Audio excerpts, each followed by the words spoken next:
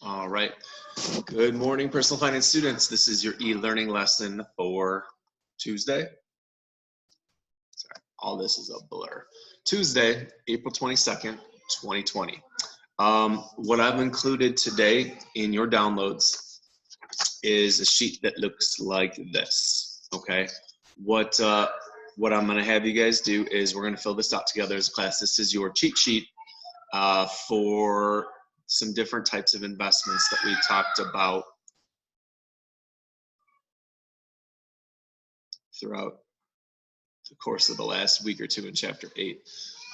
This covers some of the main highlighting points that you want to remember. You're not going to remember this stuff, 4 years from now, 5 years from now, when you have the opportunity to open up a 401k at your first job and you don't remember what types of investments and mutual funds to invest in, stuff like that. So this can be your cheat sheet for the risk associated with some of the investments, the return, the rate of return you can expect on these investments, how does it work, what's the advantages, disadvantages of it, and things like that. So that being said, let's talk about, let's kind of just fill this out together, and this will be your turn in for today. So let's start at the top, and let's go with, I'll use something to cover it. Let's talk about money market accounts, okay? So money market accounts, let's go ahead and fill in right here where it says the risk. I left blank for you. Go ahead and put the word low in there. Okay, the risk on money market accounts is low. Remember the risk return ratio of investing. The greater the risk, the greater the return. And then inversely, the lower the risk, the lower return. So if you keep your money in a piggy bank, it's very low risk. Okay, you're not gambling in, you're not putting into the stock market, but you have a very, very, very low rate of return of 0. You're not going to make any money. Put it in a checking account, it's very, very safe. Savings account, very, very safe. They're very low risk. But you guys know you don't make any money on those types of accounts. So same thing with a money market account. It works basically like that. The rate of return is very, very low for it. Okay, the next blank, how it works. Okay, let's talk about how it works. Your money, sorry, I figure out the best way to do this. Probably isn't the best way to do it. But your money is invested in short-term debt. Okay, so I'm going to write money invested in short-term debt. Go ahead and write that. Your money is invested in short-term debt. Okay, what happens is technically when you put your money in a money market account, how a bank, like your checking or savings accounts, would take your deposits, your money that's in your savings account and checking account, and the bank makes loans with it to other people. That's how the bank makes money. In a money market account, they take your money, instead of giving people loans for a house or a car, they take it and they invest it in securities. Little dinky things like treasury bills, CDs, maybe even some bonds or something like that, some short-term bonds. And that's how the bank makes money with money market accounts. And that's why they give you a little bit higher rate of return, is because your money is making more money for the banks, okay? So there's still very low risk. You still don't make a lot, but that's what happens actually with your money when you put it in a money market account. It's always there for you whenever you want to withdraw it, just like your checking or savings account, but the bank is doing something different with your money than they're doing when they're holding it for you in a checking or savings account, okay? So that's just kind of how it works on that one. Advantage, okay, let's talk about the advantage because I left that blank. Go ahead and write check writing privileges and good for emergency funds. So the advantage, you get check writing privileges, and it's good for emergency fund. That's about it. It's not a great investment. In fact, it's a very bad investment. Okay, but it's an investment nonetheless that I want you to worry about. Disadvantage, we've talked about, we've said it 3-4 times, it doesn't make money, hardly any money. Doesn't keep up with taxes and inflation, so it's not a good investment for your future. Okay, the only place it has in your finances is it's a spot to stash a couple $100, couple $1,000 for emergencies. That's it. Okay, let's transition down to the second one. I'll try to fold it a little bit and cover up the rest. Single stocks. Okay, so let's talk about single stocks. Single stocks carry a high degree of risk. You're putting all your money in one company. You're not diversified. Stock market goes up, stock market goes down. Your company can go bankrupt if the CEO does something stupid. I mean, a lot of stuff can happen. So they carry a high degree of risk. This next spot, the return, we're going to write can be high, but on average, lower than mutual funds. Okay, so that's what I want you to write there. Can be high, but on average, lower than mutual funds. Can be high, but on average, lower than mutual funds. I'm just going to put MF for mutual funds. For mutual funds, nothing else. Okay, so stocks, sorry, I'm writing sloppy. I'm going to keep repeating myself. The rate of return, you can make a lot of money on stocks. I think you know that. I know that. It's just very, very risky because you can lose it 10 times easier. Okay, so the risk is high and the return is, it can be high, but on average, the rate of return on stocks is lower than on mutual funds over a long period of time. All right, how does it work? We've discussed this. When you buy shares of stock in a company, you are buying ownership in a company. So if you buy one share of stock, you have one little dinky piece of ownership. You get one vote at the voting meetings. If you buy 50,000 shares, you've got 50,000 votes. You've got 50,000 bits of voting power in the ownership meetings and things like that. As the value of the company goes up, your stock becomes worth more, which means your investment's worth more. So that's kind of how it works with stocks. When the company they're investing in does well and makes a profit, and they choose to share some of the profits with the shareholders, you get paid dividends. Okay, so that's a good thing on that. Advantage, they're easy to track since your money's in one spot. Okay, so you just, if you're investing all your money into Google, just look up Google, see how it's doing. All your money is in one spot. It's easy to keep track of since all your money is in one company. Here comes a disadvantage, which we need to talk about. Single stocks carry a, go ahead and write here, high degree of risk, and you do all the research. High degree of risk, and you do all the research. Single stocks carry a high degree of risk, and you have to do all the research.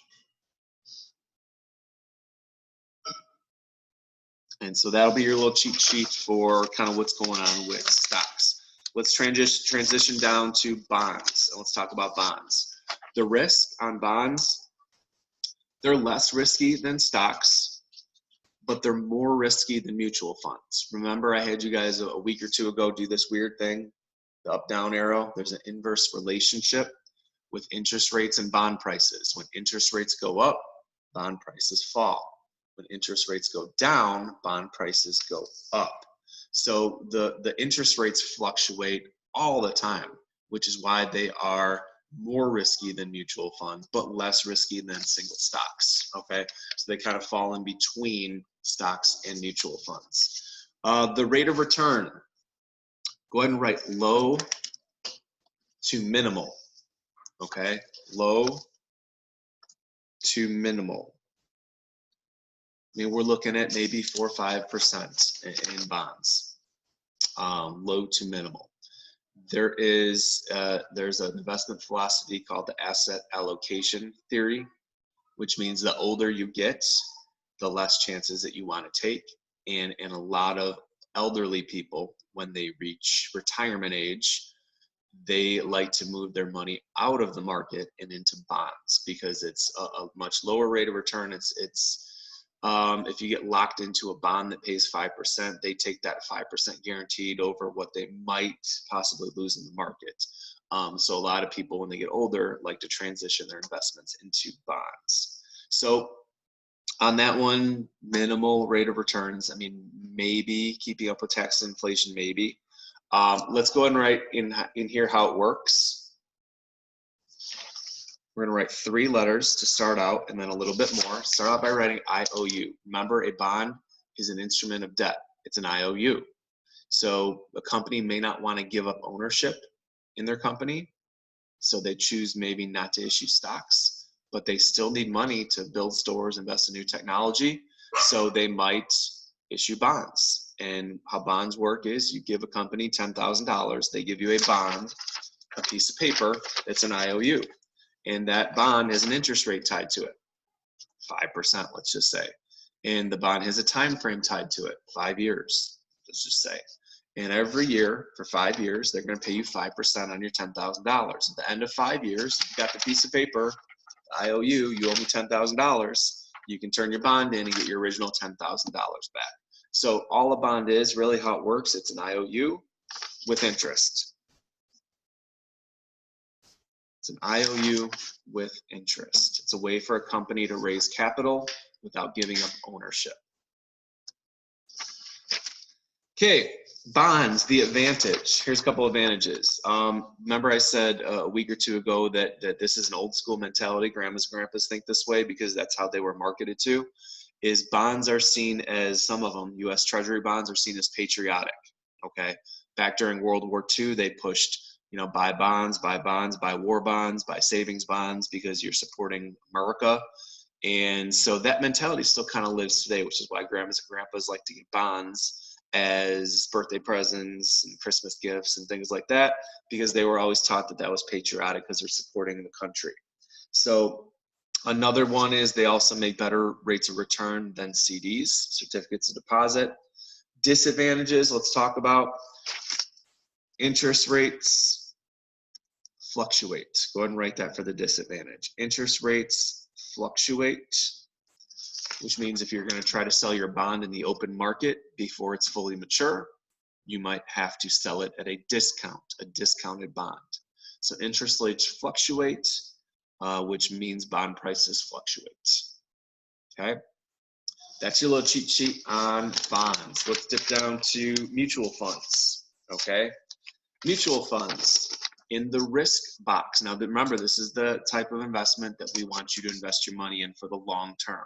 Okay, 4 types of mutual funds: growth, growth and income, aggressive growth, and international. The other terminology was large cap, mid cap, small cap, or international mutual funds. 25% in each category. So the risk on mutual funds, go ahead and write the word moderate. Okay, if you're not sure what that word means, moderate, it's healthy, a healthy amount of risk.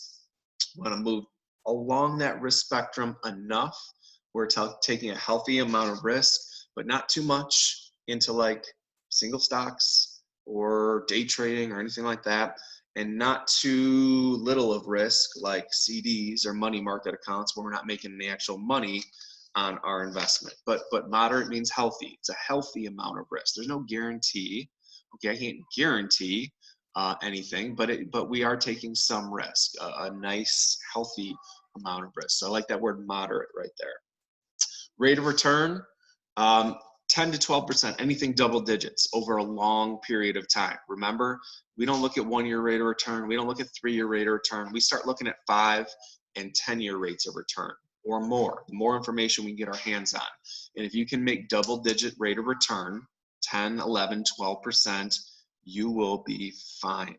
Okay, you will be comfortable. You will be wealthy when you let this grow over long periods of time and you keep doing it month after month, investing money. So we're looking for a double-digit rate of return, 10 to 12% on that. How does it work? We know this. We said it before. Go ahead and write investors pool their money. I'm going to use $ to keep my writing short. Investors pool their money. Portfolio managers manage it. Portfolio managers manage it. Not you, like in single stocks, checking to see what Google's doing all the time and where, what's your money doing. The portfolio manager decides where your money's going. And if it goes into Google as one of the 800 companies that the mutual fund buys into, then that's up to that dude and that person's team of people to make those buying decisions. So investors all throw their money in the pool, and there's a portfolio manager and a team that decide what to invest in that mutual fund. Advantage. Good long-term investing. Good long-term investing. We are talking 5 years or more. I would never, some of you guys that will come up and email me and ask me questions. Hey, I want to start putting some money into the market and buy some mutual funds. And the first thing I always ask kids, what do you plan to do with the money? Is this for college textbooks a year or two from now? Is it for a car you want to buy 2 years from now?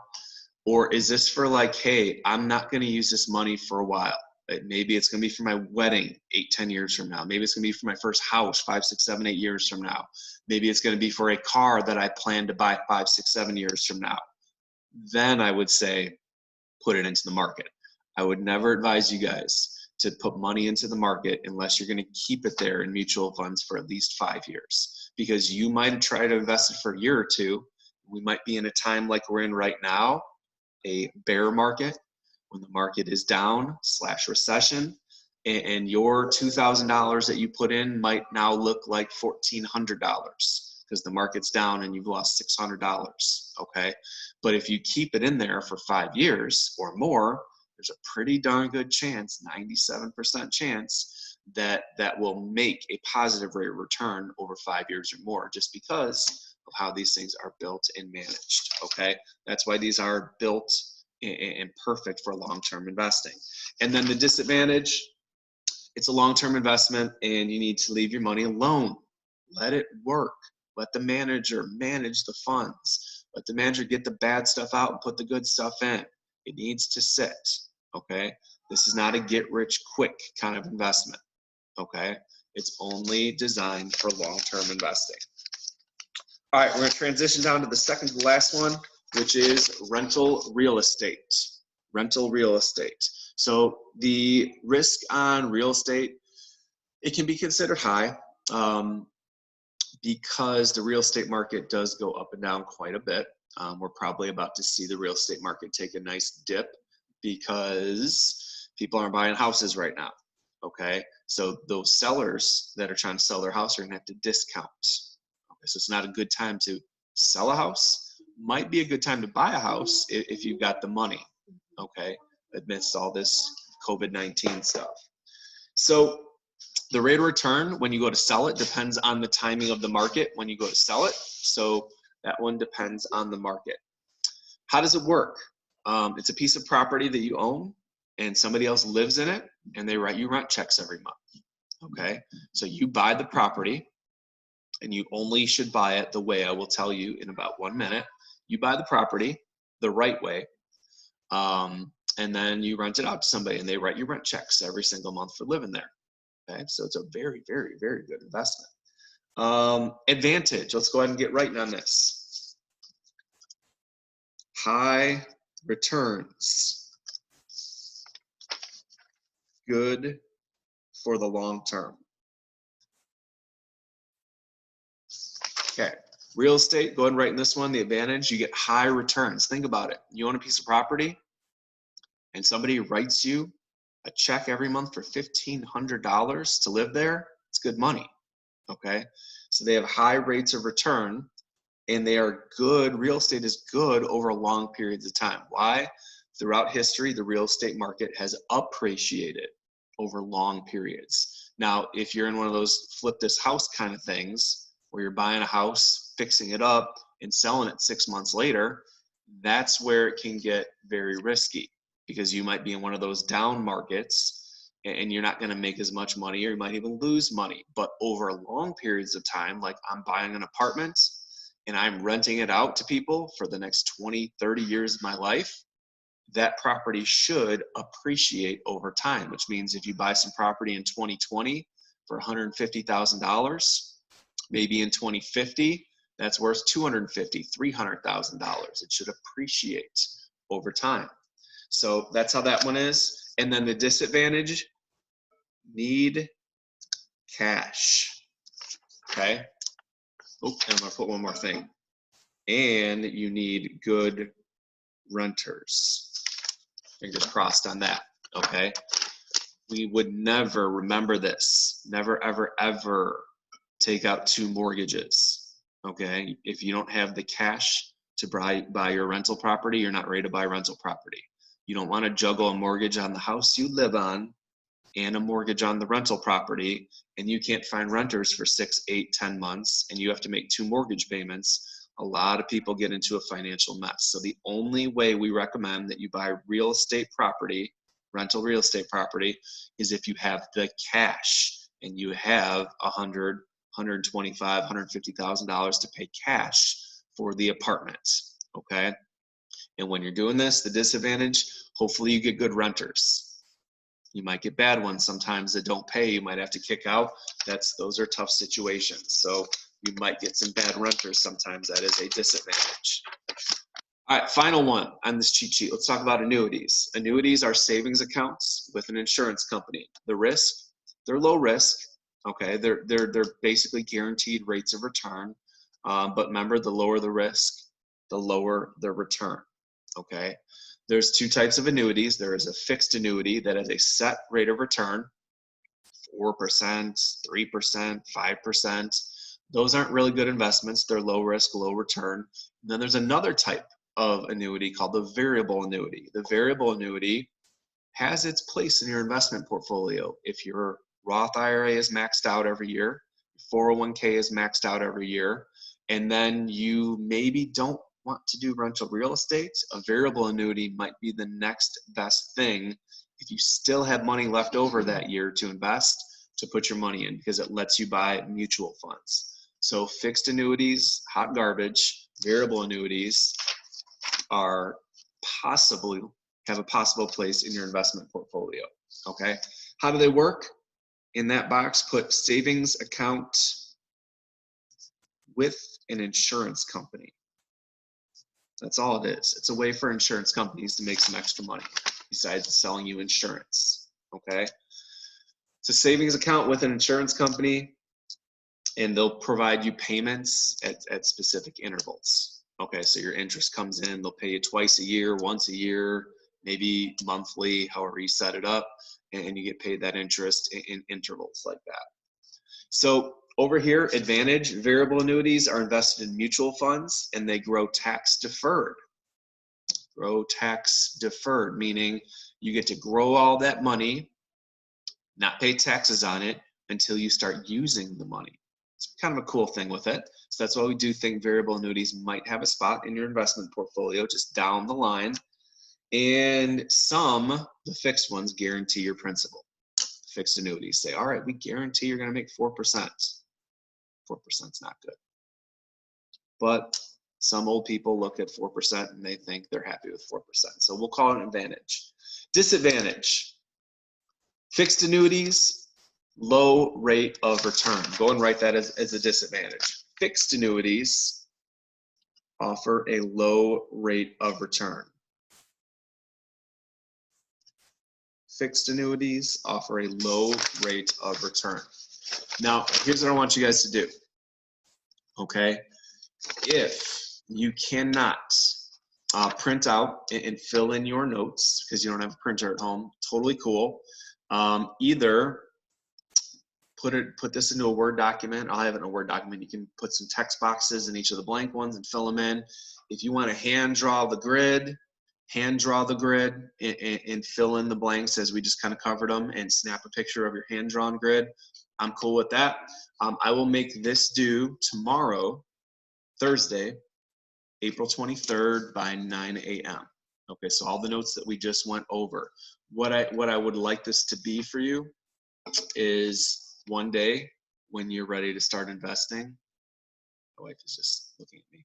One day when you're ready to start investing, maybe you tuck this away in your personal finance book, and it's your cheat sheet for different types of investments. When you have a 401k one day and you forget how mutual funds work, or somebody tries to sell you, and your insurance agent one day tries to sell you on annuities, and they sound really cool, you can open this up and go, oh yeah, not the fixed, maybe the variable, or maybe not at all, or something like that. And you can kind of use this as your cheat sheet in the future for investments. So this will be a turn-in on Skyward by 9 a.m. tomorrow, Thursday, April 23rd. Hope everybody is doing well. Miss you guys, and hopefully, hopefully I will talk to you guys tomorrow. The idea is tomorrow we're going to learn about 401ks, 403bs, regular IRAs, and Roth IRAs, the specifics, like how much money can I put in per year? Can I take the money out? When can I take the money out? How much can I take out? All the different rules and regulations that go with those qualified plans that we mentioned last week. Okay? I will talk to you guys tomorrow. Have a wonderful day.